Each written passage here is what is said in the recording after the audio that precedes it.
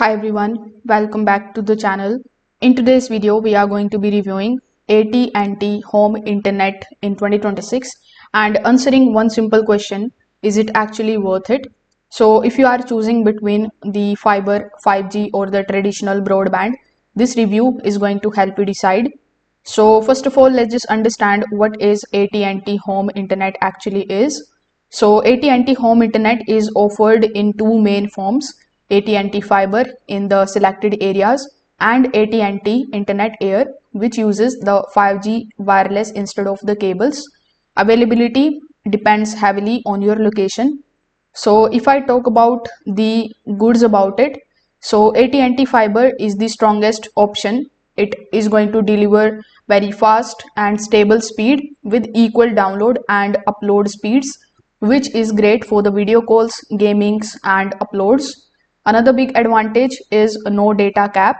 So on most of the plans, you are not going to see any data capping. So you don't have to worry about the overage fees. The pricing is also very straightforward. There is no long-term contracts and the equipment is usually included, which keeps the setup simple. Now, after mentioning all of these positives, here are some of the negatives too that you need to understand. One of the biggest issue of AT&T is its availability. AT&T fiber is not everywhere, and in many areas you will only get the wireless internet air option. Internet air works fine for the basic streaming and browsing, but speeds can fluctuate depending on the network congestion and the signal strength. Also, some of the lower tier non-fiber plans feel slow for the households with many devices. So you must be wondering who is actually best for.